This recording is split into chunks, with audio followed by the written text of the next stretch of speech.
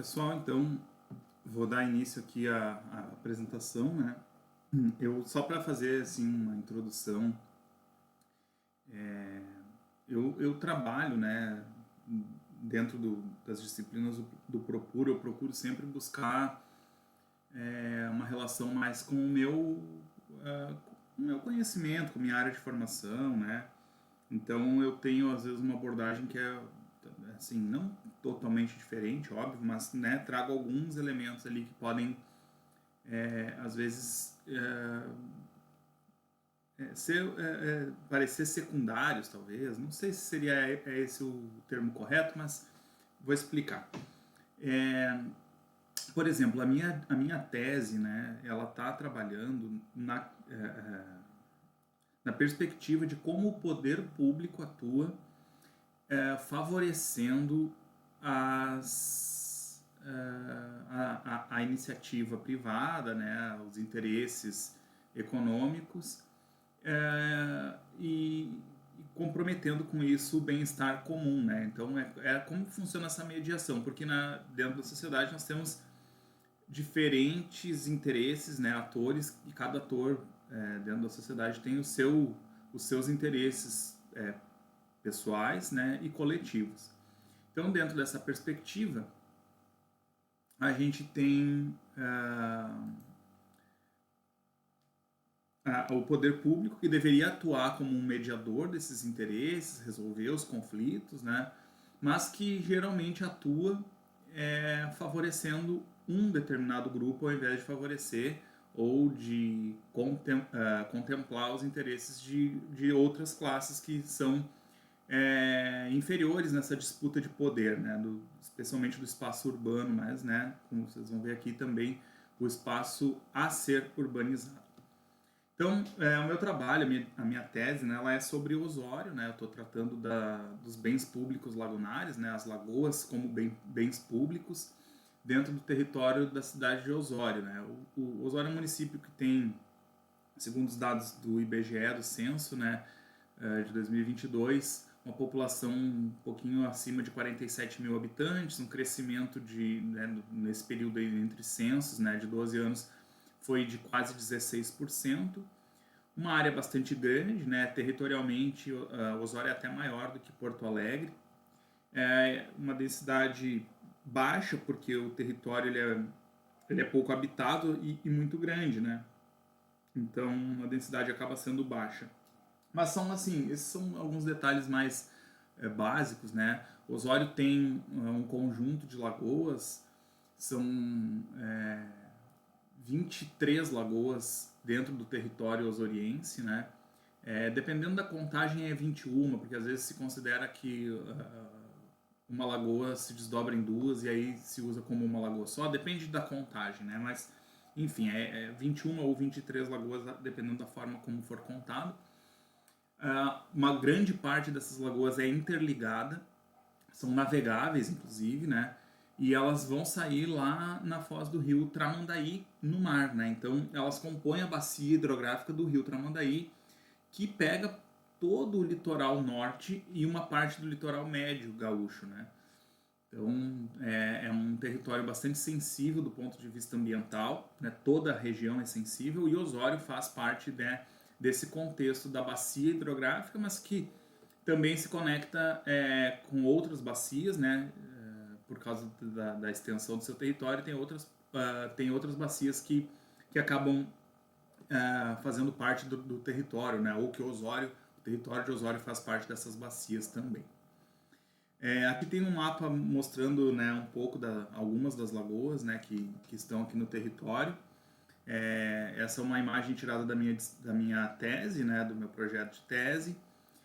Vocês podem observar que aqui no canto direito, né, onde está o mar, tem uma faixa de orla. Então Osório tem uma pequena orla marítima, né, de 2,5 km aproximadamente, mas um conjunto bem grande de lagoas. E esse conjunto de lagoas, né, tão próximas aqui, inclusive próximas nessa área mais central que tem a mancha urbana, né, onde se concentra a maior parte das residências de Osório, né, o núcleo urbano da cidade, E aqui tem uma outra área urbana que é a parte do mar ali, né, que também se formou ali bastante consolidado. E óbvio que isso gera uma série de atritos, né, de conflitos e disputa de uso do solo, né, por diferentes interesses. Ainda considerando, né, a geografia do município, essa parte pintada aqui de verde, né, é uma área de morro, uma área de preservação ambiental, né, que é a parte que a gente tem do Morro da Borrússia aqui, que também é uma área de bastante sensível, né, do ponto de vista geográfico, ambiental, né, então também é uma área que tem aí, merece bastante atenção, né. E todo esse cenário está interligado, né, então tudo isso aqui compõe essa complexidade ambiental do município de Osório. Aqui para dar um panorama, né, então também pegando as lagoas, né, aqui a localização das praias de Osório, né, mais ou menos nessa área aqui, sinalizado. E aqui o núcleo urbano, né, como você pode ver, o núcleo urbano é na beira do morro, né, aqui tem uma elevação onde começa a serra geral. E aí aqui o conjunto de lagoas, né, que compõe aqui esse cenário, então, osoriense. Pode ver que aqui tem uma margem, a margem dessa pequena lagoa aqui, né, já está cercada, né, por lotes, né, por residências. Então, aqui, essa primeira lagoa aqui mais a margem aqui da parte urbanizada, essa aqui já está praticamente toda ela contornada de empreendimentos de imóveis, né? E aí uma característica que a gente tem observado aqui, né, no Osório, na verdade no litoral, né, e a Osório vem vindo na esteira disso, é o movimento da criação de condomínios, né, condomínios fechados, ou loteamentos de acesso controlado, que é um meio do caminho entre um loteamento comum e um condomínio fechado, né. Mas esse modelo ele é bastante usado aqui, né, são condomínios horizontais, ele é bastante comum no litoral, né, Arroio do Sal, Xangri-Lá, Capão da Canoa, principalmente Capão da Canoa e Xangri-Lá, né, são os expoentes, mas Imbé também está indo bem forte nessa esteira. E Osório vem copiando esse modelo que acabou se tornando o modelo de desenvolvimento para a região, né? Todos os municípios aqui veem o que o vizinho está fazendo e tentam, na sua forma, copiar na medida do possível. Só que Osório ficou de fora desse circuito econômico por um certo tempo. Tinha condomínios aqui, tinha, claro, mas não era o foco do investimento Osório, né? A questão é que as lagoas começaram a se tornar um importante ativo no setor imobiliário, né? Então os condomínios aqui começaram a se desenvolver com essa característica de estarem à margem das lagoas. Então vocês podem observar que tem aqui nessa imagem, né, que é uma imagem de divulgação de um condomínio fechado que mais recente aqui da região, aliás aqui de Osório. Vocês podem ver que a característica dele é essa, tem uma via pública, né, e ele avança. Geralmente ele não é tão largo, né? A largura do imóvel não é tão grande, mas ele avança em direção à margem da lagoa e se expande. Não é padrão, nem todos são assim, mas uma grande parte deles é assim, né? Então o loteador ali, ou a empreiteira, enfim, eles acabam comprando ali, né? Trabalhando em cima de uma faixa de terra que o mais importante é que ela tenha o acesso ao corpo d'água, né, até a lagoa. E aí vocês podem ver que do lado esquerdo, que tem um formato já bem definido também, um terreno já mais ou menos limpo, né, já sem árvores, e uma rua no meio. E esse espaço aqui à esquerda, agora já está também com um condomínio já com as ruas todas abertas, encanamento já feito para esgoto, e já está com as quadras sendo definidas, né? Então, aliás, esse aqui da esquerda, eles construíram até uma marina, né, particular. Eles fizeram uma entrada da lagoa para dentro da propriedade para transformar numa marina particular. E aí aqui para a direita tem mais, tá? Não aparece aqui nessa imagem, tá? Mas um pouquinho mais para frente aqui já tem outro condomínio também constituído ali, já em fase de construção dos imóveis, tá? Então, isso aqui é uma área que era rural, né? Uma área arborizada, uma área de vegetação, de banhado, e uma parte, pelo menos, dessa área que era a área de banhado, e agora é tudo condomínio, né? Um processo, digamos, normal, natural, dentro da perspectiva da urbanização, né, das cidades, mas que nesse contexto de Osório ele tem alguns elementos assim que chamam a atenção, né? Como esse interesse do setor imobiliário é pela lagoa, pela paisagem, pelo ambiente local, aquela tranquilidade, né?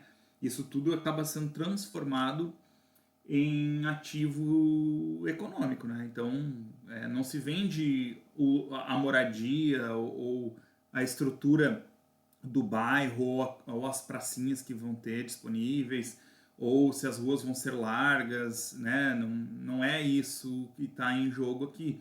Aqui o que se vende é a proximidade com a lagoa e essa coisa de estar num ambiente muito próximo e muito rico em termos de natureza.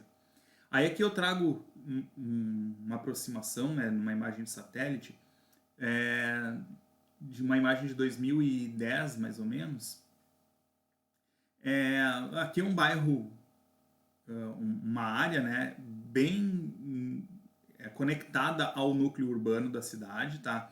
Aqui à esquerda tem uma lagoa, a Lagoa do Marcelino, que ela é uma lagoa que fica à margem mesmo da mancha urbana de Osório.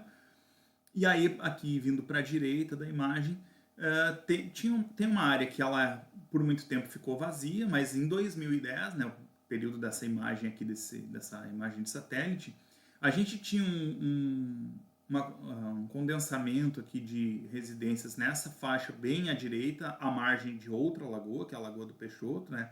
Elas são aqui interligadas por um canal, tá? Essas duas lagoas. E aqui na Lagoa do Peixoto se estabeleceu um condomínio fechado, aqui é o condomínio Interlagos, tá? E aí começou a se constituir outro condomínio aqui do lado, né? Uma faixa de terra também comprada e estabelecida aqui. Aí uma área que estava aqui verde, banhado também, de acesso a essa lagoa, essa região aqui, mas que aqui nesse momento ainda não estava urbanizada. Aí aqui uma imagem mais recente, né, no período aí de 12, 14 anos mais ou menos, né, entre uma imagem e outra, a gente vê que houve um adensamento lá no condomínio, houve um adensamento nesse outro condomínio aqui, né? E aquela área que estava vazia aqui também praticamente totalmente constituída já com residências, né? E todos eles, podem observar, todos eles têm essa característica de ficar à margem de alguma lagoa. Aqui, para trabalhar com uma questão mais recente, aqui eu estou na mesma lagoa, tá, pessoal? Essa imagem aqui é a Lagoa do Marcelino, aquela lagoa que eu falei que ela é bem conectada aqui com a mancha urbana, né? Aqui é uma imagem bem recente desses condomínios ali que eu falei, né? Desse crescimento, dessa expansão desses condomínios. Aqui é a Lagoa do Peixoto, aqui é a Lagoa do Marcelino, é aquele canal ali que liga as duas lagoas. Aqui nessa mancha mais amarelinha, verdinha aqui, aqui é um novo condomínio que está sendo construído, né? Ele pode ver que aqui eles também fizeram um movimento de puxar a água da lagoa para criar uma marina também, né? Uma lagoa artificial ali para embarcações, mas essa parte aqui toda ela é para um condomínio fechado também. E essa área aqui do lado, ela está em processo agora de constituição de um loteamento. Então aqui vai ser um bairro aberto, né? Não vai ser loteamento de acesso controlado, aqui vai ser um bairro mesmo, né? Aberto, um bairro de moradia comum, tá? Um loteamento comum. Mas também um loteamento que vai alcançar aqui a margem da lagoa. Ainda que essa lagoa já esteja bastante comprometida, ela é uma lagoa completamente poluída, né? Porque Osório esgotou todo o seu esgoto não tratado nessa lagoa por muitas décadas, então ela já tem mais de 2 décadas que essa lagoa está comprometida, né? A qualidade dela é imprópria para banho e completamente desaconselhado. Altos níveis de toxicidade, de micro-organismos, de algas, né? Então é uma lagoa poluída, né? E essa lagoa maior aqui também apresenta em alguns períodos uma poluição também bastante considerável. Mas olha só, a gente teve esse evento das chuvas, né, no mês de maio, e muito se falou, e aí aqui eu entro efetivamente no conteúdo da disciplina, muito se falou sobre as soluções, né, para integrar o verde, né, o verde e o azul, a trama verde e azul, a integração de elementos da natureza para segurar a onda, né, das mudanças climáticas, enfim, das alterações climáticas que a gente pode sofrer, os impactos que a gente acaba sofrendo. E aí eu sei que quem vive numa região mais metropolitana, onde já tem uma urbanização bastante consolidada, onde esses espaços de natureza todos já foram ocupados, e num período ainda em que não havia tanta atenção, né, tanto foco de estudo, né, para essa questão da conexão com a natureza, se faz necessário, claro, encontrar soluções, buscar soluções, né, novas, e achar formas de evitar, né, essas tragédias climáticas que a gente provavelmente vai enfrentar ainda. Mas o contexto é diferente, né? O contexto do estudo da trama verde-azul numa cidade já bem consolidada, nas metrópoles, ela tem uma abordagem de consertar, né, o problema. E aqui a gente tem a possibilidade ainda de evitar o problema.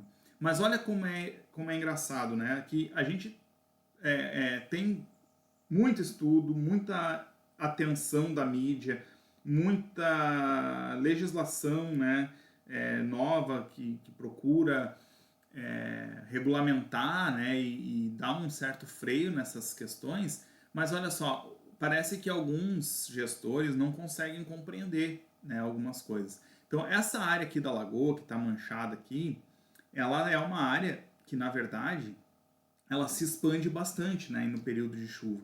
Então a gente tem o conceito das cidades esponja, né, toda aquela modificação que se faz na área que já estava urbanizada para que ela tenha recursos verdes, né, recursos naturais e que possa trabalhar melhor essa questão de escoamento de água,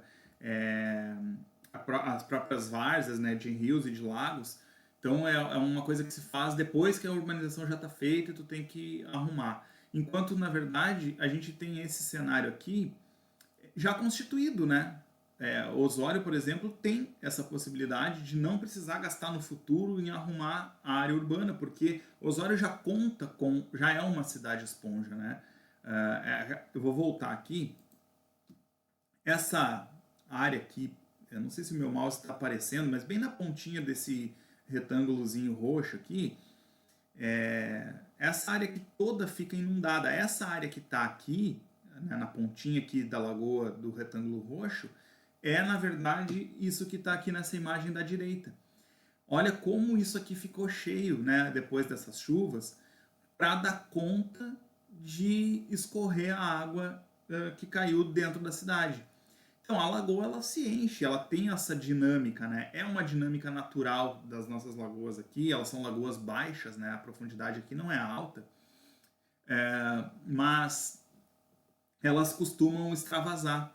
E essa área de banhado, né, essa área de várzea que fica em torno das lagoas, ela precisa ser preservada, inclusive nesse ponto de vista de uma cidade com a trama verde-azul, né, nessa perspectiva moderna de gestão do espaço urbano, né? E o que a gente está observando é que não acontece. Então, ó, a área que seria de expansão dessa lagoa, ela está sendo totalmente tomada por por espaço urbano, né? Por área urbanizada, por imóveis.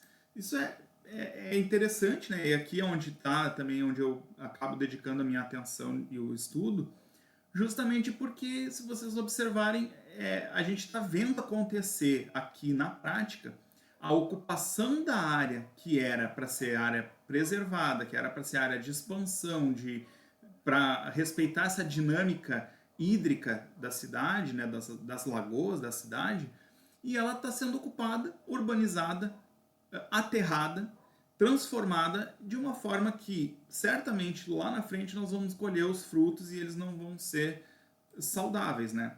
Agora, onde é que está o poder público nisso?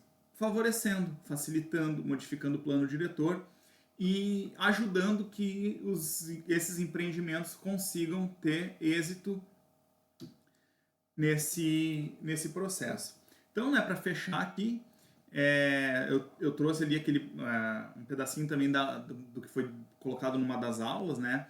Então, havendo mais áreas verdes, há aumento substancial do efeito esponja nas cidades. Quanto maior a proporção de áreas verdes, mais forte a capacidade de armazenamento.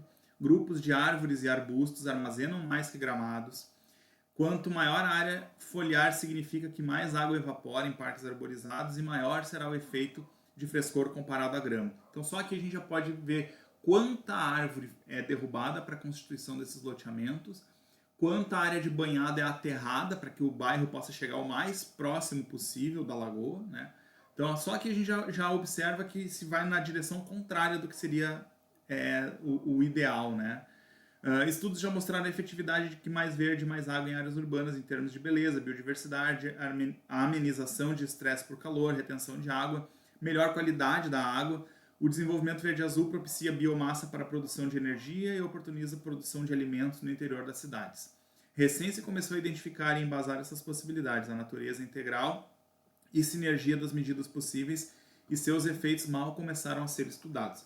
Então, assim, ainda que a gente tenha, né, alguns conceitos que sejam relativamente novos, nós já temos uma boa base de estudos também, identificando, né, essas ameaças ao meio ambiente, mas há vários estudos em andamento das possibilidades, né, de uma cidade mais harmônica com o seu ambiente natural. E é isso que eu tenho tentado estudar aqui, né? E tenho observado daí como cidadão, né, como munícipe, tenho visto acontecer, né, no ato esse processo avassalador de destruição dos ambientes naturais para favorecer o ambiente construído, né, artificialmente construído, e como o poder público muitas vezes deixa de executar o seu papel, né, de mediador, de regulador, e se torna um facilitador da especulação imobiliária, né? Tem inúmeros interesses aí, né, envolvidos. Mas enfim, pessoal, é isso, né? Essa foi a minha apresentação, foi essa minha principal que me chamou a atenção, né, em relação aos conteúdos que a gente viu na disciplina. Eu agradeço a vocês pela atenção, né, de assistir aqui até o fim. Acabei passando bastante do tempo que eu tinha imaginado, mas fiquem à vontade para colocar aí sugestões, críticas, tá? Agradeço muito, obrigado, foi um prazer ter feito essa disciplina com vocês. Um grande abraço.